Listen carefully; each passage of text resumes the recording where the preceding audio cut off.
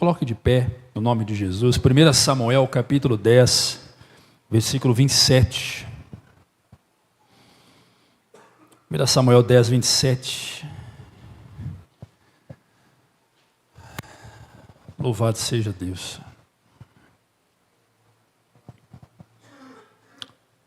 Alguns homens perversos. Tenta colocar para mim aquela versão ARC, filho, porque isso, essa aí mesmo. Almeida Revista Corrigida. Mas os filhos de Belial disseram: é este o que nos há de livrar? E os desprezaram, e não lhe trouxeram presentes. Porém ele se fez como? Vamos lá de novo. Porém ele se fez como? Se fez como surdo. Sente-se, no nome de Jesus. Hoje eu quero falar sobre o segredo de viver em paz. O segredo de viver em paz. Irmãos, você não está sentindo aqui a ausência do pastor Wilson? Ele está em casa, está bem de saúde, pegou uma virose, então ele está bem ruinzinho, mas em nome de Jesus, pastor Wilson, que o Espírito Santo cure você. Amém, amém.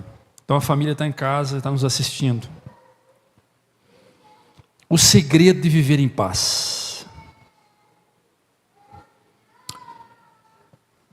E eu queria trazer para você 2 pontos de vista importantíssimos. Agradecer ao Giovanni que abriu o culto. Obrigado, viu, Giovanni?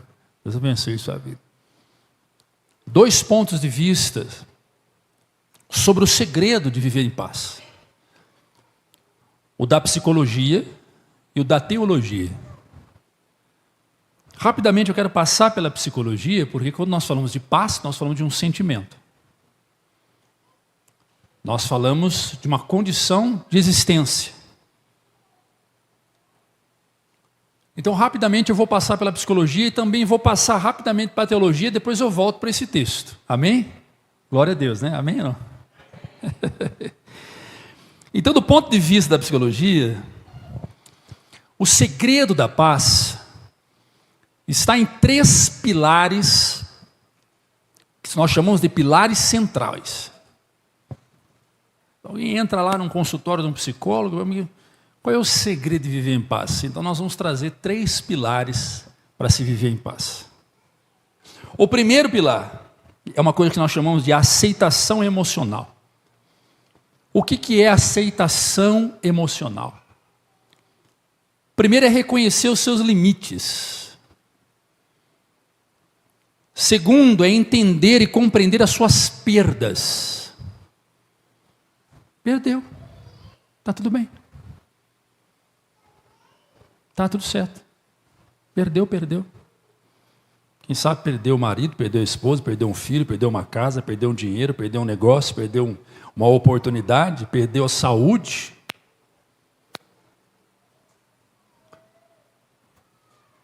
Aceitar as suas imperfeições. Você não é perfeito, você tem erros. Você tem erros. E quanto mais eu luto contra isso, mais eu reforço esse comportamento. Então, quanto mais eu não quero isso, mais eu permaneço com isso. Então, a aceitação emocional, ela reduz a luta interna. Ela diminui as lutas internas emocionais. Está provado, a psicologia comprova isso, que todas as pessoas que sofrem de transtorno de ansiedade generalizada, todas as vezes que ela pensa em não querer sentir o transtorno, isso reforça o sentimento e faz ela sentir. Então, todas as vezes que ela luta contra a ansiedade, mais ansiosa ela fica. Isso vale também para o transtorno de pânico. Isso vale também para o transtorno depressivo. Lutar contra algo que está dentro de mim e querer rejeitá-lo por força da religiosidade, ou seja, não aceito, em nome de Jesus não aceito, em nome de Jesus não aceito, em nome de Jesus não aceito, isso é contrário à ordem humana, contrário ao eu interior. Está ali. Assim sou eu. Então eu me aceito. E é assim.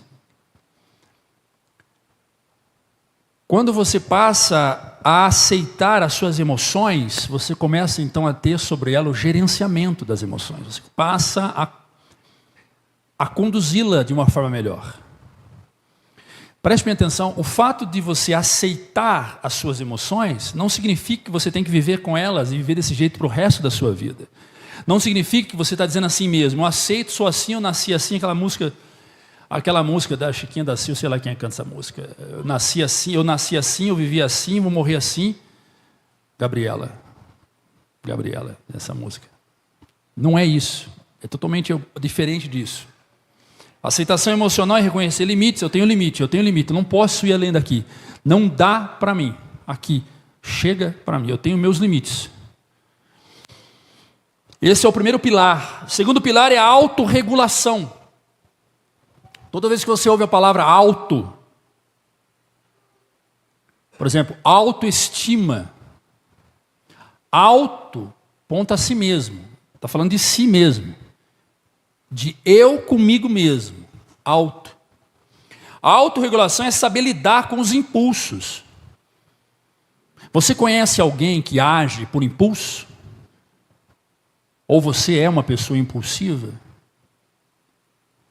Todas as pessoas impulsivas, elas não sabem se autorregular. São pessoas desreguladas emocionalmente. O que nós, psicólogos, fazemos? Trabalhamos essa autorregulação a partir de técnicas e a partir de várias de construção de habilidades onde o sujeito aprende a controlar os seus próprios impulsos. Desde pequeno ele é assim. Desde pequena ela é assim. Então imagina você mudar a cultura de um sujeito. Isso nós chamamos de crenças nucleares. Você imagina transformar, modificar essa crença de um sujeito de 60 anos, numa mulher de 40, de 30. A autorregulação é saber lidar com os impulsos, saber lidar com as frustrações, saber lidar com as ansiedades sem reagir de forma destrutiva. Então eu me regulo diante daquilo que eu não aprovo, diante daquilo que me confronta, diante daquilo que me faz mal, diante daquilo que eu sei que pode me agredir. Eu me regulo para não sofrer mais, para não ser agredido além do que eu posso ser. Sabe aquele policial que reage de forma impulsiva e dá uma surra num sujeito, porque esse sujeito o afrontou? Estava vendo um vídeo esses dias aí, o cara tendo uma parada de um comando na rua, e veio um casal e o sujeito veio xingando os policiais. Vocês são isso, vocês é aquilo. Câmera no peito assim, filmando. O policial chegou e deu um tapa na cara do outro. Pá, e derrubou ele no chão, falou, fala de novo, que você não sei quem, pá. Isso é desproporcional ao exercício, à força que aquele homem tem. É desproporcional. Isso está fora da alçada de um policial. Ele está desregulado emocionalmente. Está cansado, está exausto. Não aguenta mais esse tipo de coisa, não aguenta mais afronta. Sabe aquela mãe que, em vez de advertir o filho, mete a mão na cara do filho? Espanca o filho, bate o filho. O pai, que em vez de advertir, orientar, instruir, pega a cinta e desce, mas bate até o moleque até moer. Desregulação emocional. A teologia chama isso de endemoniado. Na psicologia nós chamamos de desregulado.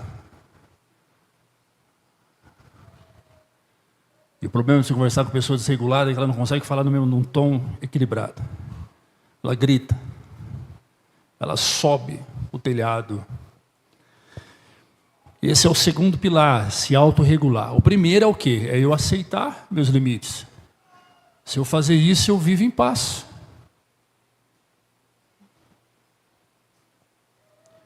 O segundo é eu me autorregular. Se eu estou diante de uma adversidade, de um clima tenso, de uma situação tensa, eu vou me regular, eu preciso me regular agora. E o terceiro pilar, segundo a psicologia, é a coerência interna. O que é isso? Viver de acordo com aquilo que você acredita. O Facebook e o Instagram e TikTok, essas mídias sociais, ele é um mundo paralelo. É um universo de hipocrisia e um retrato daquilo que não é. No Facebook você vê imagem de pessoas calmas, tranquilas, respeitosas, passivas, comunicativas, amáveis. Mas na vida real isso é uma grande incoerência, porque ela não é aquilo. Ela coloca a foto da família, coloca a foto de si mesmo, ela estampa uma ideia de que está tudo certo, está tudo perfeito. Mas há uma incoerência interna, e esse sujeito sabe disso. Esse sujeito sabe, e o pior é quando eu valido isso, quando eu sou casado com um sujeito desse, ou com uma mulher, ou com um homem, ou tenho um filho, e eu valido isso porque eu quero não contrariar. E quanto mais você valida um sujeito que vive uma vida de coerência interna, mais você está dizendo para ele, continue assim. Então ele grita, ele espanca, ele humilha, ele pisa, ele faz de tudo. Aí ele vai lá na internet e coloca a foto, te amo, você é importante para mim, minha família é o maior presente que Deus me deu. Então para nós, psicólogos, identificamos isso na terceira sessão, nós identificamos isso. O nosso papel é entrar nas mídias sociais, ver tudo que está, ouvir, colher informação, pesquisar, tentar entender o sujeito no universo na sua totalidade, a partir de um filtro, e aí a gente começa a enxergar coisas que de fato está ali, a gente começa a trabalhar aquilo, o sujeito começa a entender que também está vivendo isso, e aí as coisas começam... Não, ou melhor, eu só retiro uma coisa aqui, a questão de entrar nas mídias sociais, nós não temos esse hábito, não somos estimulados a fazer, mas é inevitável, a não ser que a gente se desconecte do mundo. É inevitável.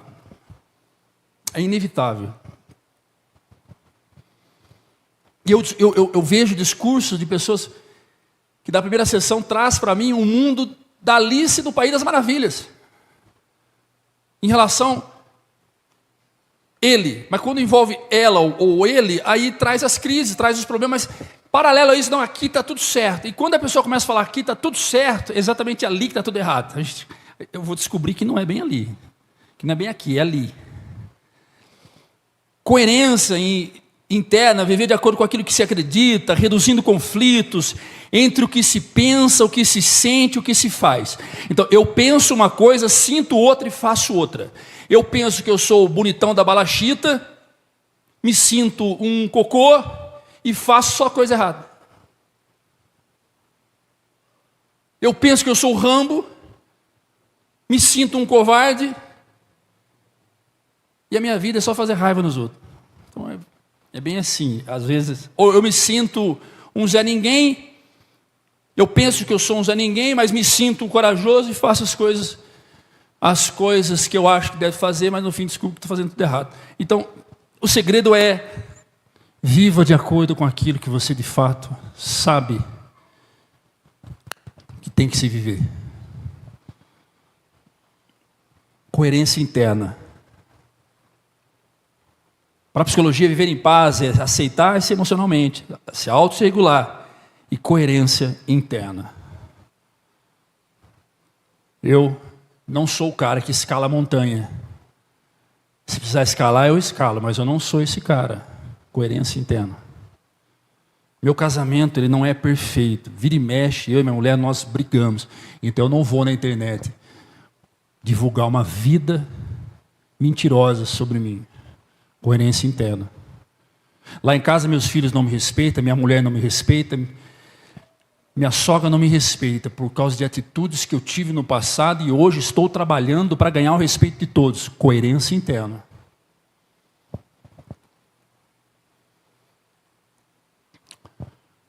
Então, do ponto de vista da psicologia, esses são os 3 pilares. E eu quero trazer aqui para você o que os grandes psicólogos, dizem sobre viver em paz. Primeiro, Carl Rogers. Carl Rogers, ele é o pai da abordagem humanista. Ele diz assim: quando me aceito exatamente como sou, então posso mudar. Para Carl Rogers, a paz surge da autoaceitação e da congruência entre o que eu sou hoje e o que eu posso tornar a ser. Então, quando eu aceito que eu sou uma péssima mãe, um péssimo pai, tenho agido de forma rude, estúpida, bruta, doentia com os meus filhos, eu aceito isso, então eu estou pronto para me tornar uma boa mãe, um bom pai, um bom filho, enfim, e aí vai. Quando eu aceito que eu sou um péssimo empresário, que eu preciso estudar, que eu preciso buscar entender sobre como lidar com o dinheiro, então agora eu estou pronto para esse eu ideal. Porque o eu real é quando eu me aceito. O eu ideal é aquele eu que eu quero buscar. Então eu digo, qual é o seu eu real? Meu eu real, eu sou bom nisso. Não é sobre isso. Qual é o seu eu real? Porque eu só faço isso, tenho habilidade nisso. Não é isso. Qual é o seu eu real? Tem gente que não sabe. Tem gente que está perdido perdeu a sua própria identidade. Não sabe. Não sabe. Porque vive num universo de incongruência. Que não sabe. A paz surge da autoaceitação e da congruência entre o eu real e o eu ideal. Agora veja o que diz Viktor Frankl, que é o criador da abordagem da logoterapia. Para quem não sabe, é a psicologia existencial. Olha o que ele diz. Entre o estímulo é aquilo que me provoca, e a resposta é aquilo que eu dou estímulo. Entre o estímulo e a resposta há um espaço. Existe um espaço. E nesse espaço está a nossa liberdade. Olha que interessante. Estímulo, algo que você reprova. Algo que você odeia. Algo que te faz mal. Estímulo. Resposta, a tua atitude diante disso. Esse meio aqui está a sua liberdade. Então, Viktor Frankl fala assim: viver em paz é encontrar sentido e exercer liberdade mesmo diante do sofrimento. Você olha para aquilo, encontra sentido, e aí você exerce a sua liberdade. Você sabe que aquilo vai fazer sofrer, mas você exerce a sua liberdade de dar uma resposta equilibrada, positiva.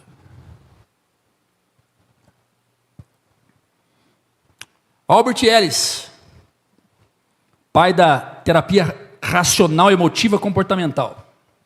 Ele diz: as pessoas não se perturbam pelos fatos. Presta atenção aqui. As pessoas não se perturbam pelos fatos, mas pela forma como elas interpretam o fato. Exatamente.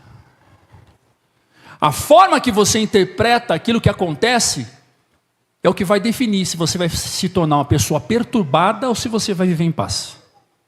A interpretação que eu dou para o meu exterior, para a circunstância, define se eu vou estar em paz ou se eu vou estar em guerra. A paz depende de reestruturar as minhas crenças disfuncionais e não de mudar os acontecimentos. Você sabe qual é o grande problema nosso? Nós queremos mudar a circunstância. Nós queremos mudar a realidade. Não dá certo. Não dá certo. Não, para eu viver em paz eu tenho que mudar esse fulano, esse ciclano, esse beltrano. Eu tenho que mudar isso que está acontecendo em minha volta. Então você vai lutar para tentar mudar. Você só vai viver em guerra. Você só vai viver em tristeza, em decepção. Não dá. Então mude a forma de interpretar a circunstância. E Albert Ellis diz isso.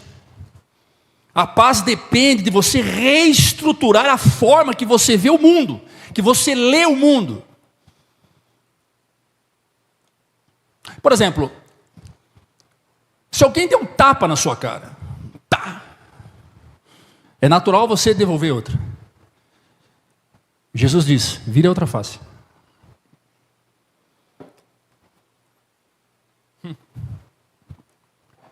Aí você vai me dizer: é impossível. Eu digo para você: não é. Eu me lembro de uma situação que a nossa esposa do ex-pastor nosso, foi uma mulher no portão da casa dela. Você lembra disso? Uma mulher, eu contei isso já aqui. Foi uma mulher no portão da casa dela, e ela começou a ofender essa irmã.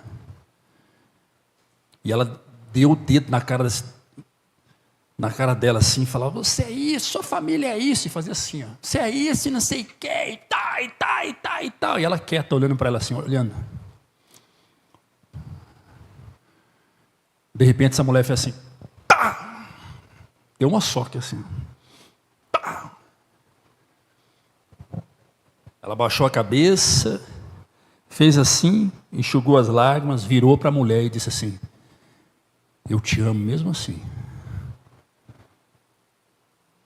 Se você achar que eu estou inventando essa história, no final do culto eu te dou o zap dela, você manda mensagem para ela. Vamos fazer até melhor. Dessa avenida aqui, atravessa a praça, tem um pastor ali em cima. Pergunta para ele que ele vai te contar.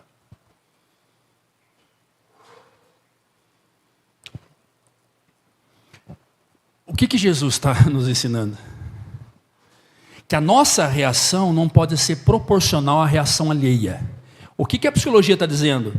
Se eu mudo a minha forma de interpretar, automaticamente eu não reajo igual ao outro. Então a paz não depende do externo, depende de mim. Aaron Beck, que é de fato o meu instrutor aqui, né, o cara que me guia aí no sentido da psicologia, né, obviamente, quem me guia é Jesus. Aaron Beck, ele é o pai da terapia cognitiva comportamental, a TCC, que é a minha abordagem. De cada 10 psicólogos no mundo hoje, 7 estão indo para essa abordagem. Ela tem se tornado a terapia mais eficaz. Porque até então você entra no setting terapeuta, que já fez terapia, você entra falando, o psicólogo entra calado e sai mudo. Né? Aí você vou lá e só fala, ele só me ouve, não fala, não me ouve. Aí no final ele fala uma coisinha só e eu saio mais confuso. Não é assim. A terapia, a TCC, o psicólogo trabalha muito com o paciente. Olha o que Aaron Beck diz. Mudar a forma de pensar muda a sua forma de sentir e isso, consequentemente, muda a sua vida. Então veja, tem gente que tem bronca de ir na casa da sogra porque a sogra tem determinados comportamentos que ele reprova. Isso não é novidade para ninguém, tá? Isso não é só aqui, é em todo lugar. Não que eu saiba que alguém aqui tenha problema com sogra. De fato, eu não sei. Graças a Deus. Prefiro nem saber. Mas eu tive um problema com a sogra. O que marca a minha mente? Os problemas com a sogra. Todas as vezes que eu falo em voltar na sogra, eu lembro dos problemas com a sogra. Toda vez que tem que almoçar na sogra, eu lembro dos problemas com a sogra. Se não é a sogra, é o cunhado, se não é o cunhado, é o amigo, se não é o amigo, é o chefe, se não é o chefe, é o filho, ou sei lá quem for. Toda vez que eu quero estar com a pessoa, eu lembro do que a pessoa fez de mal para mim. Esses pensamentos se tornaram rígidos. Esses pensamentos sobre o outro se tornaram o motivo pelo qual eu não quero estar perto do outro. E toda vez que eu estou perto do outro, ou toda vez que eu estou fazendo algo, por exemplo, tem que ir trabalhar naquele setor, toda vez que meu chefe manda para aquele setor, eu odeio estar naquele setor, aquilo me faz mal. Toda vez que a minha mãe faz tal coisa, eu falo para ela, não faça, que isso me faz mal. Pois bem, só me faz mal porque eu dei sentido àquilo. Eu dei sentido, eu dei um significado àquilo. Olhei para aquilo ali, aquilo é uma caixa de som. Então vai chamar caixa de som. Só que eu decidi não chamar de caixa de som, eu decidi chamar de caixa de flechas que me atinge. Toda vez que eu olho para ela, eu falo, caixas de flecha que me atinge. Caixa de som de flechas que me atinge, me faz mal. Então, para eu não sofrer, eu me afasto. E o segredo não é se afastar para se curar. O segredo é se aproximar para se curar. E nós temos uma tendência natural de afastar, achando que afastando cura. E na realidade, afastando, joga para debaixo do tapete. Porque o problema está ali. E o que vai acontecer? Uma vez que eu me afasto, todas as vezes que eu me afasto daquilo que me atinge, eu esqueci de um detalhe muito importante. Haverá outras pessoas com o mesmo comportamento que aquele. Haverá outros ambientes tóxicos igual aquele. Haverá outras situações igual aquela. E eu não tenho habilidade para lidar com aquilo. Por quê? Porque na primeira oportunidade que teve eu me afastei. Eu nunca quis trabalhar esse tema. Então a TCC está dizendo o seguinte, olha, dê um novo sentido. O que é isto? Ressignifica. Ressignificar é dar um outro significado para aquilo. Então eu digo assim, não, minha sogra, apesar de ter feito o que fez, ela é mãe da minha mulher, e sem a minha sogra eu não estaria aqui. A minha sogra é uma mulher trabalhadora. E aí eu começo a buscar os lados positivos. E aí eu começo a elevar esse lado positivo. E aí a minha mente começa a se reestruturar. Então eu dou um novo significado à minha sogra. Aí eu falo do ambiente. Pô, toda vez que eu estou aqui, eu não gosto de estar aqui. Meu chefe sabe, ele me põe aqui para me fazer raiva. Só que aí eu começo a dar um outro significado. Espera aí. Eu acho que ele é bem assim. Ele me põe aqui porque ele sabe que eu sou o único que consegue fazer bem isso aqui. Aí eu dou um outro significado. Então, a proposta para Aaron Beck é: mude sua forma de pensar sobre aquilo que você carrega como informação. Você vai ter paz. Paz emocional nasce da organização cognitiva e do pensamento mais realista e não futurista. O futurista, ele vive fora da realidade. O futurista, ele vive na ideia de que pode vir dar certo. O realista não, ele encara a realidade e diz: ok, dando certo ou não dando errado, eu preciso entender onde eu estou, dar um significado positivo, porque senão eu sempre vou cruzar com essa véia a vida toda. A véia da minha sogra, a vida toda. Então será que eu vou ter que viver a vida toda desse jeito? Aqui nessa empresa não dá para medir força com o meu chefe, ele sempre vai me desafiar a fazer aquilo que eu não gosto. E por que eu não gosto? Então eu vou admitir a minha realidade, e então eu vou passar a viver mais em paz. E para fechar, no ponto de vista psicológico, obviamente eu tinha que citar esse cara, não gosto muito dele não. Ele e o Freud para mim não... sei lá. Cada um pensa de um jeito. Carl Jung é o discípulo de Freud. Ele diz, apesar de não gostar dele, não significa que eu não concordo com as coisas que ele fala. Eu não gosto dele porque eu não gosto da psicanálise. De fato, eu não gosto de psicanálise. Você fala, vou para psicanálise. Eu não sou fã da psicanálise, né? E nada contra quem goste, não é minha praia. Olha o que ele diz.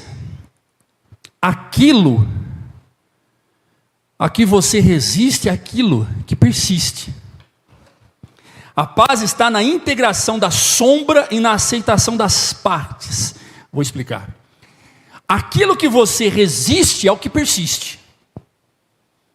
Tipo assim, eu vou resistir essa véia que fala mal do meu casamento. Quer ver? Eu vou resistir. Eu resisto. Mostrar para ela que eu sou forte, eu vou vencer lá. Isso vai persistir pro resto da vida. Com relação ao seu eu sou assim mesmo e vou resistir. Você pode me desafiar a mudar, que eu não vou mudar, eu sou assim mesmo. Eu resisto, isso vai persistir pro resto da vida. A paz está em olhar para aquilo que me faz mal, não aceitar e não resistir, se soltar. Tem casais que andam com escudos e espadas, porque há um resistindo o outro. Nós precisamos falar daquela forma que você me respondeu lá perto do fulano. Só um minutinho, por favor. Vai lá no armário, pega a espada, pega o escudo, pode começar. Vai ver, fala. Tem casais que não sabem conversar. Começou a conversar é pau. É briga. Por quê? Resistência. Toda resistência é sinônimo de persistência. E não dá. A paz consiste em você aceita. É que nós temos um defeito de querer ganhar todas. Eu sempre brinco, né? Acho que quase todo mundo que já ouviu isso. Que dia que foi que, depois de uma discussão com a tua mulher, alguém passou pela porta.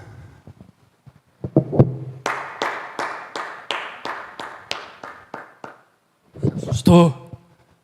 Quem é você? Ele falou, eu vim trazer um troféu para você. Você acabou de ganhar mais uma discussão com a tua mulher. Posso colocar na galeria de troféus? Não tem troféu. Na briga entre marido e mulher, não tem quem está certo e quem está errado. Porque quando ela erra, tu se lasca. Porque atinge você. Então os dois errou. Quando ela acerta, tu fica feliz, porque atinge você. Então, os dois acertou. O problema é que muita gente quer cobrar do outro aquilo que nem ele faz. Quer cobrar atenção, mas não dá atenção. Quer cobrar carinho, mas não dá carinho. Quer cobrar amor, mas não dá amor. Quer cobrar valor, mas não dá valor. Valor é honra.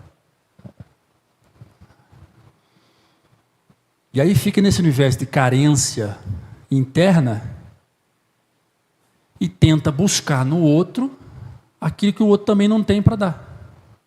Então vive duas pessoas em guerra. Então a paz está na integração.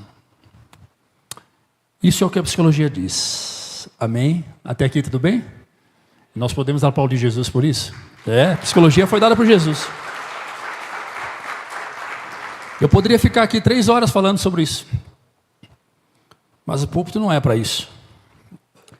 Vamos do ponto de vista da teologia. Do ponto de vista da teologia, o segredo de paz não está na ausência de conflito. A teologia nunca disse. Vocês não vão ter problema não, hein? Aceitou Jesus? Sua vida virou um céu de brigadeiro. Não. Então, na teologia, há 3 fundamentos bíblicos que garantem a paz. Primeiro, reconciliação com Deus. Romanos capítulo 5, versículo 1. Romanos 5, 1, presta atenção. Sendo, pois, justificados pela fé, temos paz com Deus, por nosso Senhor Jesus Cristo. O primeiro fundamento para ter paz é se reconciliar com Deus. E como é que eu faço isso?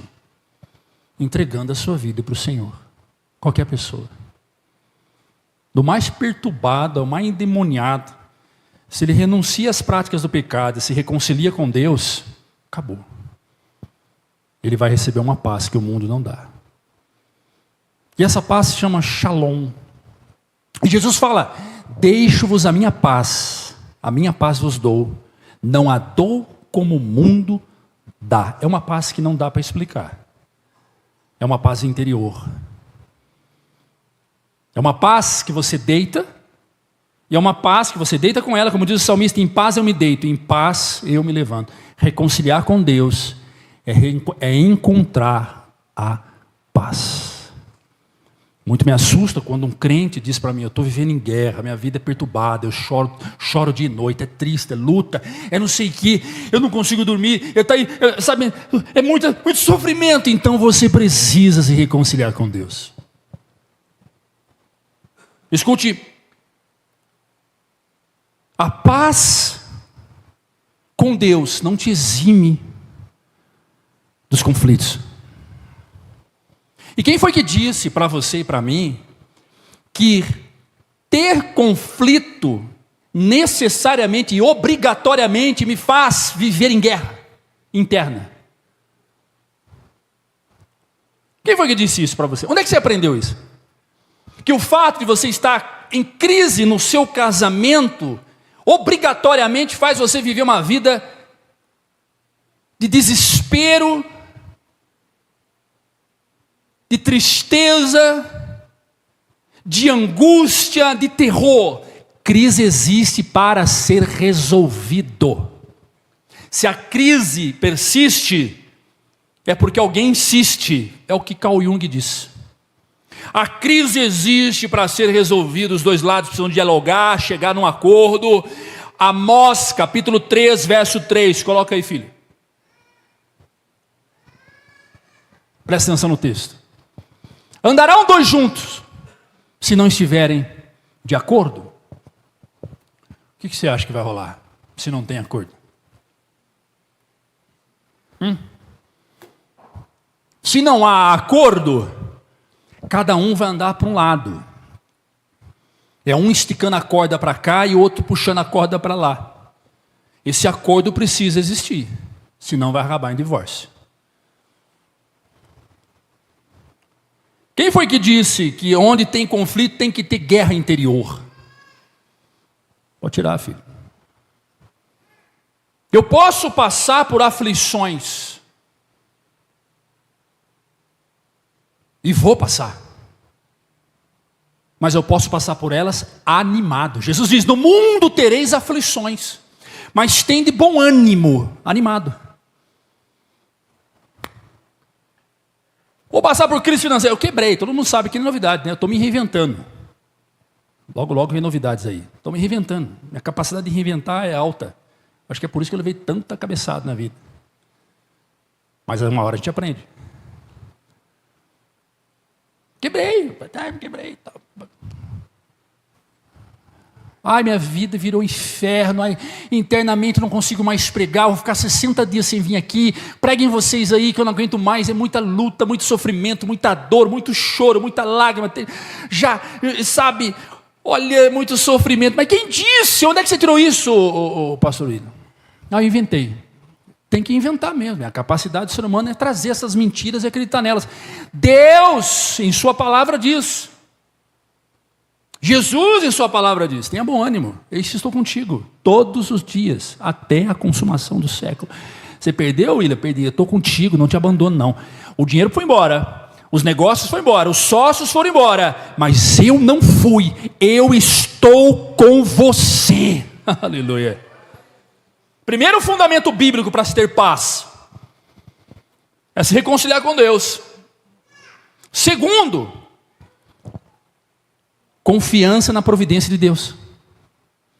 Isaías 26, 3.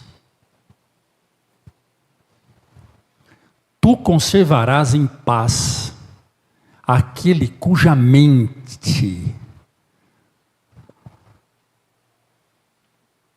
Essa palavra traduzida para o grego, obviamente o Antigo Testamento é hebraico, mas se nós jogarmos para o grego é psique. Tu conservarás em paz aquele cujo psique, o psicológico, está firme em ti, porque ele confia em ti. O segredo para se viver em paz é confiar na provisão de Deus. Eu literalmente aprendi a viver o pão nosso de cada dia nos dai hoje. Porque tem gente que é o celeiro, cheio de pão. Vai chegar esse momento. Mas se você não tem um celeiro cheio de pão, o pão nosso de cada dia já é suficiente. Amém ou não? Confiar em Deus é confiar nessa providência dEle. Um dos nomes de Deus no hebraico é Jeová Jiré. Para quem não sabe, Jeová Jiré significa Deus provedor. Não vai faltar nada para você. De repente, você vai ter que fazer o quê? Pegar o seu carro e pagar a dívida. Aí você vai ficar a pé, que nem eu estou a pé. Mas eu confesso para você, eu estou a pé, mas até agora eu não andei a pé. Olha aí, coisa. Sempre alguém, não, te levo lá. Precisa de mim, só ligar. Ó, você vê o cuidado de Deus até nisso. Deus podia falar, não vou deixar ninguém não. Você está muito sedentário, você vai andar a pé um pouco. Você vai barrigudo que você está, vai andar a pé. Mas Ele é misericordioso, Ele é bondoso. Ele fala, eu cuido nisso. Eu cuido disso. Quem sabe você quer comprar sapatos novos e não tem sapatos novos, mas não falta na sua casa o que comer, o que beber. Providência divina.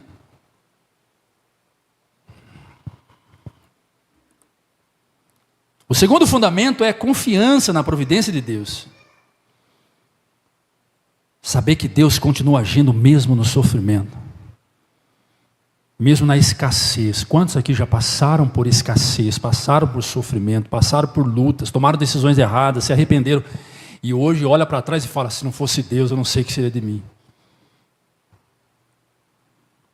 Isso é viver em paz. Isso é viver em paz. Mas incrível que pareça, tem gente que vive em guerra porque não tem a grana para poder trocar de carro. Está sofrendo porque não tem dinheiro. Tem gente que está sofrendo porque não tem dinheiro para pagar plano médico. E para ele é um terrível enfrentar a fila do SUS. Eu vou falar uma coisa para você. Os dois lados estão ruins. Mas entre um lado e o outro, o SUS está até melhor. Eu não sei se você vai concordar comigo. Você vai ali na Unileste, ali, 10 minutos é atendido. Você vai na Unimed, 1 hora para ser atendido. Ah, mas eu pago o plano, vou fazer um exame, tem que esperar tanto tempo. Irmãos, eu estou só parafraseando. Tem gente que sofre por coisas desnecessárias. Eu queria ir para Pernambuco, ficar no hotel, aqueles hotéis que se paga e fica lá, come o dia inteiro, tem comida 24 horas, piscina, a praia de frente e tal. Eu queria muito ir para lá, mas eu não tenho condições de ir para lá. Tá, você tem condição de ir para onde? Eu tenho condições de ir na cachoeira aqui em Itapira. Ótimo, então vai para a cachoeira de Itapira, seja feliz, meu lindo. Providência de Deus. E aquele que nem condições de sair de uma cama tem, que o sonho dele é entrar debaixo do chuveiro, com as suas próprias pernas. E vocês se lamentando porque não tem dinheiro para Pernambuco, que pode ir para a cachoeira em Itapira. O segredo de viver em paz é confiar na provisão de Deus, o que Deus tem feito para você, meu lindão, minha lindona. Pergunta para essa pessoa do lado aí, o que Deus tem feito para você? Pergunta para ela.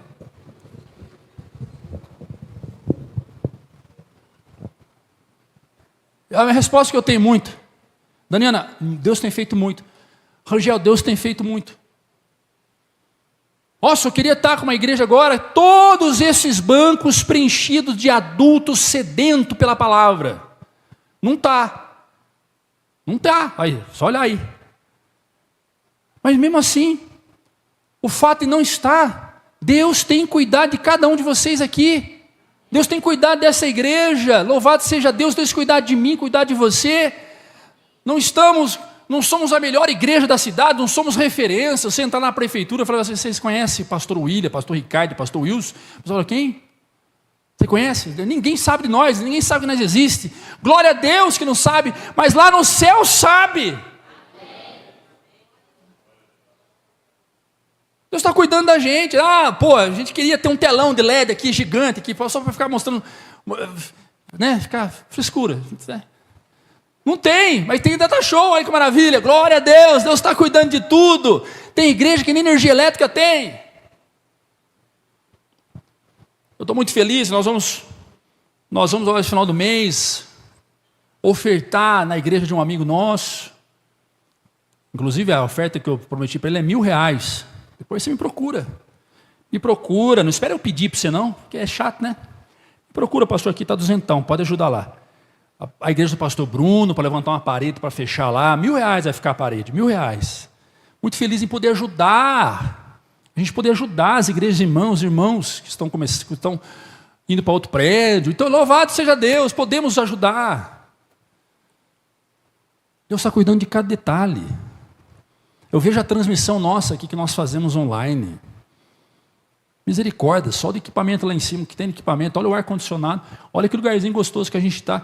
Não é uma Batista do Avivamento de José Agino, uma mega de uma igreja, glória a Deus pela vida dele também, pelos irmãos de lá, que é fruto, né, de oferta, dízimos. Mas olha o cuidado de Deus aqui, os nossos menininhos tudo lá agora, nas salinhas de aula. Os irmãos que não vieram agora estão em casa assistindo a TV LCD gigantesca, assiste lá a transmissão. Deus está cuidando da nossa igreja. Se Deus está cuidando da nossa igreja, por que Ele não vai cuidar das pessoas que estão na igreja? Deus está cuidando de cada detalhe da nossa vida. Isso é viver em paz. Hoje eu vim ajudar os irmãos a lavar aqui, e raça esses bancos para cá, chato demais, tudo para cá, depois leva para lá. Eu falei, glória a Deus que eu estou aqui, ajudando os irmãos, que tem irmãos que se dispõem a limpar. E tem igreja que você não sabe, tem igreja que o pastor abre a porta, fecha a porta, lava a igreja, limpa a igreja, paga aluguel. Tem pastor que faz tudo sozinho, culpa dele por não ter treinado, por não ter investido em pessoas. Mas, infelizmente, falta obreiro, falta gente para trabalhar. Aqui tem gente sobrando para trabalhar. Louvado seja Deus por tudo. E o terceiro ponto, para a gente entrar no texto lá, o assunto está longe, hein? Começou cedo. Irmãos, é isso mesmo. Terceiro ponto, terceiro fundamento, submissão à vontade de Deus. Primeiro, reconciliação com Deus. Segundo, confiança na provisão de Deus. Terceiro, submissão à vontade de Deus. Filipenses 4, versículos 6 e 7. Eu vou encerrar isso aqui e vou para o texto. Aí você vai entender por que eu fui ler a história de Saul. O que tem a ver Saul com isso tudo? Não estejais inquietos por coisa alguma, antes, as vossas orações sejam em tudo conhecidas diante de Deus. Petições, ou melhor, petição é pedido. Os vossos pedidos sejam em tudo conhecidos diante de Deus, pela oração, suplicação de graças. Versículo 7. E a paz de Deus, que excede todo entendimento, guardará os vossos corações e os vossos sentimentos em Cristo. O que é isso? Se eu estou vivendo submisso a Deus, então a paz é fruto de um coração rendido a Deus. A minha paz não é fruto a minha paz não é um coração rendido ao meu marido, rendido ao meu pastor, rendido à minha esposa, rendido aos meus filhos. Tem mãe que adoece se os filhos adoecerem. Eu te pergunto, como é que ela vai cuidar do filho se ela ficou doente? A mãe tem que estar saudável para cuidar de filho doente. Mas ela adoece porque o coração dela está rendido nos filhos. É uma dependência emocional tão forte que se o filho ficar doente, ela adoece junto. E a última coisa que o filho quer é que a mãe adoece. O filho precisa da mãe saudável para cuidar dele, para cuidar dela. Há muitas mulheres que adoecem se o marido adoecer.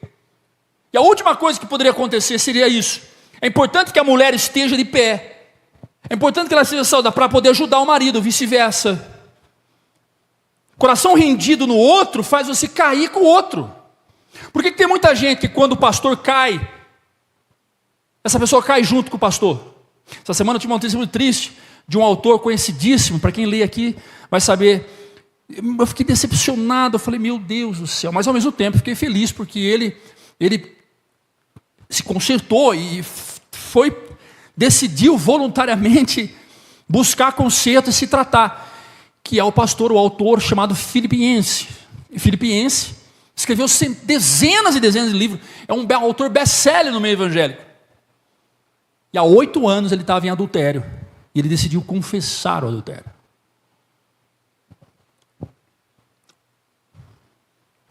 É triste, né?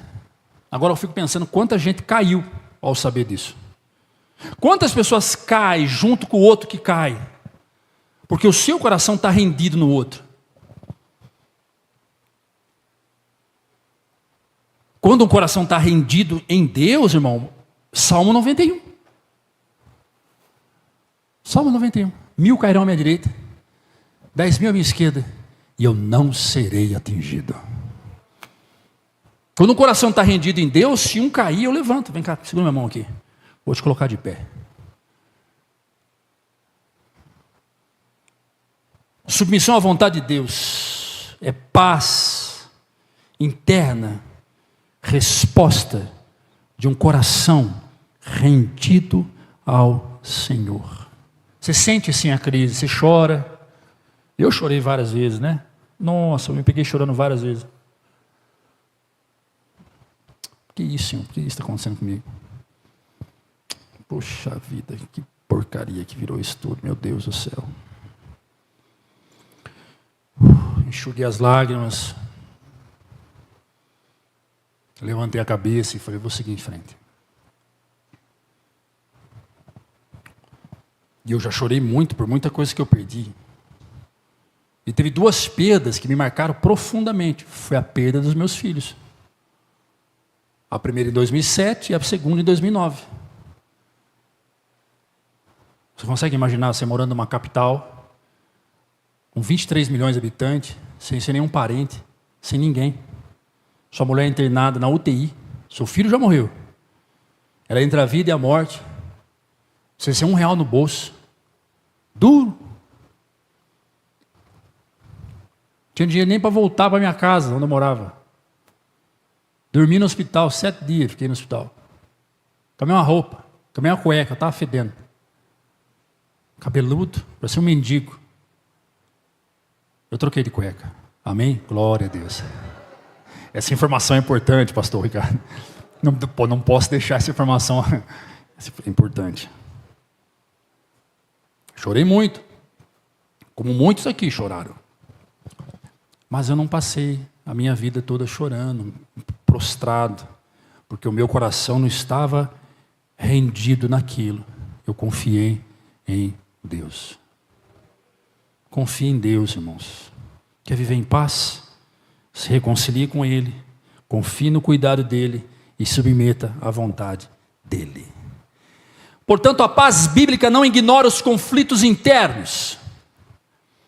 Quando essas duas perspectivas, psicológica e teológica, se encontram, compreendemos que a paz bíblica não ignora os conflitos internos, mas transforma os conflitos internos.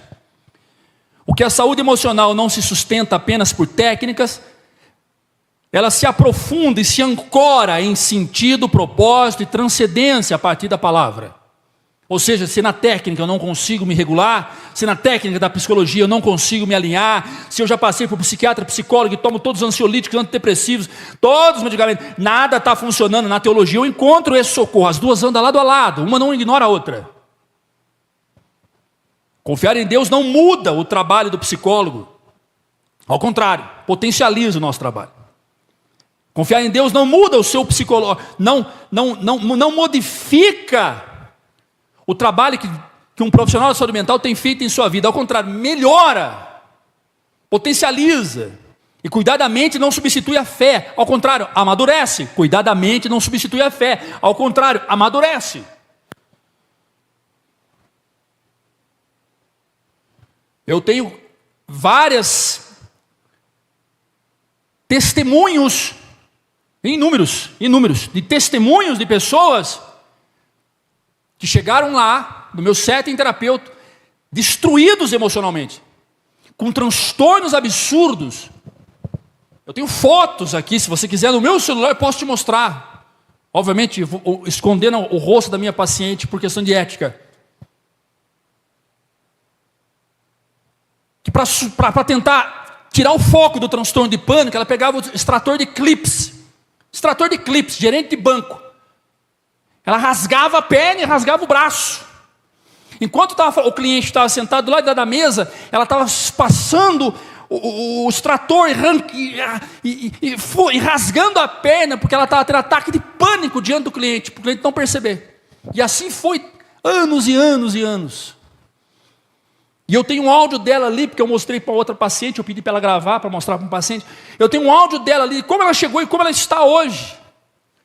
O quão é importante você voltar a sua atenção para a saúde mental. Viver em paz, portanto, é alinhar o coração com Deus e a mente com a verdade, permitindo que a fé ofereça direção e que a psicologia ofereça ferramenta para viver essa fé de forma consciente, equilibrada e saudável. Você pode aplaudir a Jesus? Aleluia.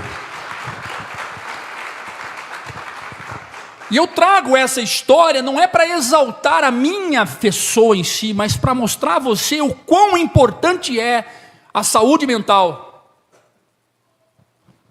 Olhar para si. Muito bem. Muito bem. Voltando para Saul. Qual era o contexto histórico do texto que lemos? Israel vivia um período de transição espiritual e também de transição política. O povo havia rejeitado o governo teocêntrico, ou seja, eles não queriam mais Deus no centro, eles queriam um rei. Eles chamam Samuel e dizem: Samuel, profeta, nos dê um rei, nos dê um rei. 1 Samuel capítulo 8, versículo 4, coloca para mim, filhão, 4 e 5. Eu estou com esse óculos aqui embaçado, eu vou deixar aqui, porque eu coloco e tiro, porque está fazendo mais mal para mim do que de fato. Olha lá. Então todos os anciãos de Israel se congregaram e vieram a Samuel a Ramá e disseram-lhe: eis que já estás velho, Samuel, e os teus filhos não andam pelos teus caminhos. É muito importante entender aqui o seguinte: Samuel teve 2 filhos e ele coloca os 2 filhos para serem juízes sobre Israel. Só que os 2 filhos de Samuel se extraviaram, se perderam, começaram a fazer coisas que não podiam fazer, desagradaram a Deus, estavam terrível. Não seguiram o caminho do pai. E disseram: eis que já está velho, os teus filhos não andam pelos seus caminhos. Constitui-nos, pois, agora um rei sobre nós, para que ele nos julgue como tem todas as nações. Nós queremos um rei. Se a nação vizinha tem rei, nós também queremos. Deus para nós não interessa. Ele não quer Deus. É Deus, não é Deus, não é de Deus. Eu quero que é um rei, que é um homem nos dominando, um homem mandando em nós. Tá bom. Então, não vou ler o contexto, obviamente. Samuel vai atrás desse rei. Deus fala para ele: é um jovem assim, assim, assado. Você vai encontrar com esse jovem assim, assim, assado. Pega esse jovem, unge ele como rei, ele vai ser líder de Israel. Capítulo 10, versículo 1, filho. Mesmo texto. 1 Samuel 10, 1. Então, tomou Samuel um vaso, aí ele encontrou Saul alto, forte. A Bíblia vai dizer que ele era o mais alto. Entre todos israelitas, ele era mais alto. Muito provavelmente, da minha altura. Alto. Então tomou Samuel um vaso de azeite e derramou sobre a cabeça. O beijou e disse: porventura, que não tenha ungido o Senhor por capitão sobre a sua herdade. E essa unção que foi dada a Samuel, ela vem debaixo de alguns milagres. Depois leia o capítulo 10 inteiro. Samuel profetiza no meio dos profetas. Saul profetiza no meio dos profetas. Saul recebe mensagens de gente que já tinha recebido. Então, enfim, a unção de Saul como rei foi confirmada de forma sobrenatural. Saul foi levantar, apesar de quem escolheu foi o povo, quem levantou foi Deus. Escuta bem uma coisa: não confunda quem levanta com quem escolhe. O capítulo 10 deixa claro: quem escolhe foi o povo. Quem escolhe Saul como rei foi o povo. Tanto é que Samuel chama os clãs, chamam as famílias das tribos de Israel. E a família de Saul foi escolhida. E no meio da família, Saul foi levantado. Só que tem um detalhe: o povo até escolhe, mas quem levanta é Deus. Quem levantou Saul foi Deus. Quem escolheu Saul foi o povo.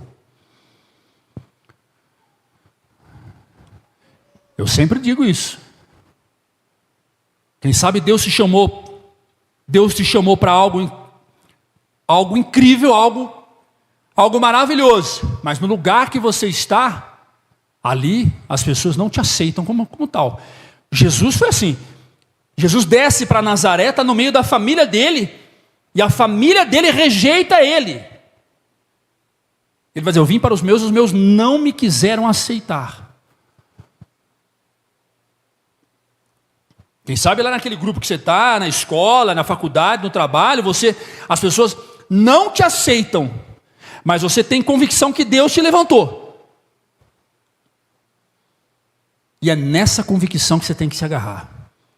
Ao longo do meu ministério, completo agora, dia 15 de janeiro, pela misericórdia de Deus, 20 anos de ministério pastoral. Eu fui duvidado, fui criticado, caluniado, perseguido. Não que isso acabou, isso continua. Deram 6 meses para fechar a porta da igreja. Eu lembro quando eu tinha uma rádio gospel no ar. Quem lembra da rádio gospel? Nossa, pouca gente. Tinha uma rádio gospel, uma rádio gospel online, 24 horas no ar. Eu tinha um programa que eu fazia das 11 ao meio-dia. Paulada, nossa, era doido mesmo o programa. Era música 24 horas, tinha programa e tal. Era uma rádio normal. Eu tirei do ar porque estava dando muito trabalho. Eu tirei do ar. Estava dando conta de tocar. E eu lembro que chegou um dia, eu estava batendo, mas batia, né? Nossa, Deus amaria, naquela época, rádio online aqui na cidade, a galera instalando aplicativo e tal, e tinha gente demais assistindo a rádio, ouvindo a rádio. Chegou a dar 2.000 pessoas online ouvindo eu. Eu cheguei um dia, de manhãzinha, rádio fora do ar. Eu falei: rádio fora do ar? Mas que Que desgrama é essa? Fui ver uma denúncia no Google. Fizeram uma denúncia no Google e derrubaram a minha rádio. A nossa rádio, Gospel Manancial. Aí eu fui descobrir, foi um pastor na cidade que fez isso. Porque o trouxa, o bobão, colocou, foi fazer denúncia, esqueceu, fez com o e-mail dele. Eu coloquei a rádio no ar de novo, fui lá e dei a justificativa. A rádio voltou, mas a rádio voltou para mim, eu voltei com... Lembra disso, Eduardo? Voltei, que parecia um cão. Ai, você tá maluco, cara, não sei quem, tá. Eu falei, vamos ver, irmão, se for de Deus, continua, se não for, cai. Então, se você acredita no seu chamado e sabe que foi Deus que te levantou, não se preocupe com calúnia, difamação, perseguição, Deus vai te honrar. Então, apesar da unção, da escolha divina, da confirmação profética, nem todos aceitaram Saul. E isso nos faz voltar para o texto que nós iniciamos o culto. 1 Samuel capítulo 10, versículo 27. Coloca aí. Faz favor. Mas os filhos de Belial, a Bíblia já começa chamando os caras que não aceitaram Saul como filhos de Belial. Se você mudar para a versão, vai os filhos da desobediência. Deixa eu falar uma coisa para você. O que mais existe é gente que exerce a falsa obediência. O que é a falsa obediência? No meio de todo mundo ela está te aplaudindo. No meio de todo mundo ela está dizendo, não, legal, te abraça, te apoia. Mas na hora que você vira as costas, amigão, é isso aqui, ó. Mas os filhos de Belial disseram, é esse aí? Que vai nos livrar? É sério? É esse que vai ser rei? E os desprezaram e não lhe trouxeram presente. O texto afirma que os filhos de Belial, homens perversos, rebeldes, falsos obedientes, espiritualmente corrompidos, desprezaram publicamente, questionaram publicamente a capacidade e a liderança de Saul. Decidiram não honrar Saul. Pastor, o que isso tem a ver com psicologia? Calma. É nesse cenário que surge uma atitude mais madura e surpreendente no início da trajetória de Saul, que decidiu viver uma vida em paz. Volta o texto.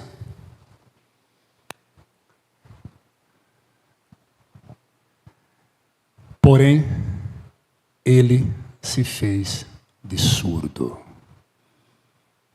Ah, se eu e você aprendemos a nos fazer de surdo.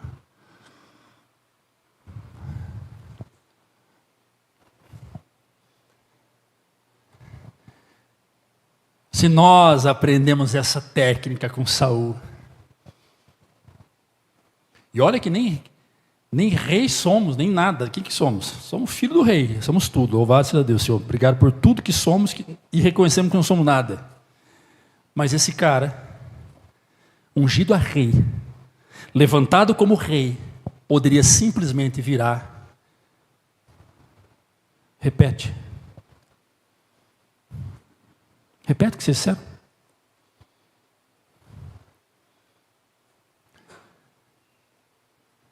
Esse gesto de desprezo que vocês estão dando a mim, repete. É Saul, o levantado por Deus para ser rei sobre Israel, inclusive sobre os caras que estavam desprezando. Mas ele se fez de surdo. Escuta bem uma coisa. A paz interior, muitas vezes, e na maioria das vezes, está na capacidade de você se fazer de surdo.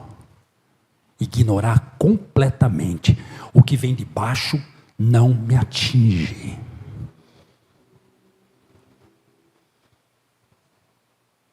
Quem imaginava que nós íamos chegar aqui? Quem imaginava que nós íamos chegar nesse ponto? Mas nós não. Nós queremos usar o poder do rei. O rei não fez uso do seu poder, como Cristo também não fez. Cristo na cruz poderia ter feito o quê? Pera, como é que é? Cravo nas minhas mãos. Não, vou descer daqui agora, vou destruir esse povo. Não.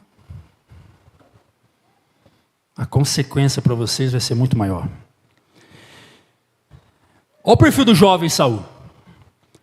Humilde, até, presta atenção, antes de tornar um rei instável, porque ele vai mudar, né? Ele vai se corromper com o poder, o cara vira xaropão mesmo. Mas antes de se tornar um rei instável e inseguro, Saul aparece na escritura. Vamos lá, não precisa abrir não, não precisa apontar não. Humilde, 1 Samuel 9, 21. Reservado, ou seja, o cara aqui não era de falar muito, ficar contando a vida para os outros. 1 Samuel 10, 16. Submisso à direção profética, obediente a Samuel. E paciente diante da oposição. 1 Samuel 10, 27. Ou seja, ele não reage às ofensas. Quantos aqui reagem às ofensas? Quantos aqui reagem às ofensas? Não vale a pena não. No final das contas, você vai se igualar aqui ao ofensor. Eu me lembro que eu vi um vídeo que um réu, ele ofende o juiz. O juiz repete. Eu sei o quê. Eu aumento mais 5 anos a pena. Aí ele repete de novo. Aumento mais em 3. Aí, o advogado do réu pediu para o réu calar a boca e virou para o juiz e falou assim: o senhor não tem fundamento legal para aumentar? Ele falou assim: não tenho sim, porque a pena máxima era 27 anos, eu estava dando 12. Por causa da língua dele, eu vou subir até a pena máxima. Repete. Fale mais um pouco. Repete de novo. Aí o advogado falou: cala a boca, senão você vai sair daqui com 27 anos nas costas. Querido, se opor, abrir a boca para tentar se justificar, para tentar se dar uma resposta, não vale a pena, querido, não vale a pena. A paz de Saul não vinha da aprovação das pessoas, a paz de Saul vinha da convicção que Deus o havia escolhido, então ele não estava ali para dar resposta para quem quer que seja. Saul demonstra equilíbrio emocional, equilíbrio espiritual, algo raro nos dias de hoje. Aí eu sou uma pessoa equilibrada. Nossa, chama minha atenção, eu fico nervoso pra caramba, mas depois passa. Não é. Se você não sabe lidar com críticas, se você não sabe lidar com chamada de atenção, se você fica chateado, bravo, nervoso, irritado, há algo errado dentro de você. Tem algo aí que está errado, precisa ser corrigido. Saul pouco se importou. Saul se fez de surdo. Beleza, seguiu correr. E por que Saul se fez de surdo? Por que ele se fez de surdo? 3 motivos. Primeiro, segurança na identidade. Saul não precisava se defender porque sabia quem o havia chamado. Quando você sabe quem você é, quando você se conhece, sabe de fato a sua essência, conhece quem é você, conhece a sua história, você não precisa dar resposta a ataques.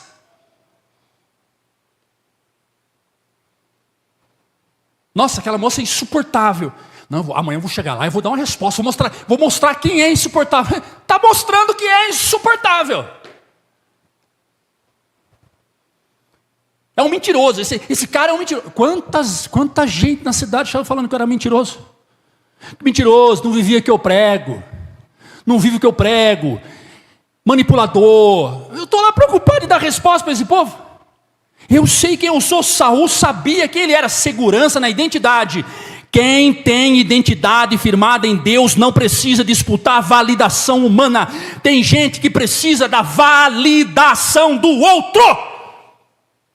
Se o outro não me reconhecer meu ministério pastoral, eu não me sinto como tal. Se o outro não gostar de mim, eu não gosto de mim. Se o outro não falar que eu sou lindo, eu não me sinto lindo. Se o outro não falar que eu sou bom, eu não me sinto bom. Se o outro não sorrir para mim, eu não vou ser feliz.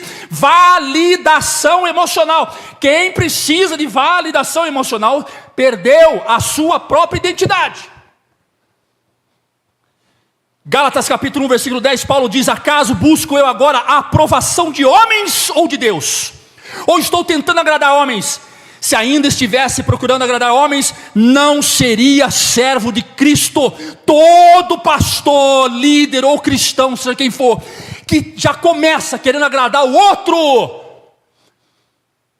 não tem identidade. Cuidado com conversinha de gente que fica no pezinho de ouvido, passando melzinho. Cuidado, é preferível topar com o bruto do que de fato ser enganado pelo pacífico. É preferível suportar o verdadeiro do que de fato ser iludido pelo mentiroso. Identidade em Deus elimina a necessidade de aprovação humana. Você não precisa. Segundo ponto, vou encerrar, é 3, só mais um. Só mais um além desse. A primeira era segurança na identidade. A segunda era maturidade emocional. Responder a provocações naquele momento poderia gerar divisão, violência ou perda de autoridade. Saul demonstra autocontrole, não impulsividade. Saul para e diz assim: peraí, se eu responder esses canalha, esses filhos de Belial, para você que não sabe, a Bíblia está dizendo endemoniados. Filho de Belial é uma expressão que dá a endemoniados. Há muitos endemoniados nos dias de hoje, que vai tentar descredibilizar o seu trabalho, a sua honra, a sua relação com o teu marido, com a tua esposa, com teus filhos. Saul decidiu não dar resposta. Maturidade emocional. Nem toda afronta merece respostas. Algumas merecem silêncio. Provérbios 26, 4. Não responda ao insensato. Não responda ao insensato com igual insensatez. Do contrário, você se igualará a ele. O silêncio é a melhor coisa que dá. Se o teu marido está arrancando a calça, pisando em cima, fique quieto, fique em silêncio. Deixa ele dar os piti. Se a tua esposa vai querer, deixa, fica quieto, silêncio. Há confrontos que, quando respondidos, apenas nos rebaixa. Querem te levar para o mesmo nível. Vai não, não vai não. Eclesiastes 3,7. Há tempo de rasgar, tempo de costurar. Há tempo de calar e tempo de falar. Escuta, eu vou dizer uma coisa que um pastor amigo meu me disse. Pastor William, escute bem. Eu falei, o quê? Há tempo de engolir sapo, mas há tempo de colocar sapo para fora. Hoje você está engolindo sapo, mas quem sabe lá na frente Deus vai fazer você colocar esses sapos todo para fora. Escute isto. Sabedoria é discernir quando o silêncio é mais poderoso que a palavra. E o terceiro e último motivo pela qual Saul não respondeu: confiança no tempo de Deus. Eu encerro aqui. Confiança no tempo de Deus. 1 Samuel 11:11. Coloca aí. Foi longo hoje, mas eu tenho certeza que valeu a pena. Presta atenção, todos aqui. E sucedeu que outro dia, Saul já era rei. Primeira batalha que ele vai enfrentar, a primeira. Sucedeu que outro dia, Saul pôs o povo em 3 companhias e vieram ao meio do arraial pela vigília da manhã e feriram Amon. Joga a NVI para mim. A NVI traz uma explicação, mas beleza. No dia seguinte, Saul dividiu os soldados em 3 companhias. Ele era rei. Pegou os soldados e dividiu em 3 partes. Eles entraram no acampamento dos inimigos, os amonitas, no fim da madrugada, e os mataram. Até a hora mais quente do dia, aqueles que sobreviveram se dispensaram de tal modo que não ficaram 2 juntos. Ou seja, primeira batalha de Saul, presta atenção aqui. Primeira batalha de Saul. Primeira vez que o rei Saul vai para a guerra. E lembrando que os soldados foram todos homens que se voluntariaram. Ele divide mais de 20 mil homens para cá, divide em 3. Entra no arraial do inimigo, mata todo mundo. Vitória. O rei já volta com uma evidência. A Bíblia diz que a árvore você conhece pelo fruto. Se esse cara foi levantado por Deus, ele vai mostrar para nós. Agora é a hora. E vem.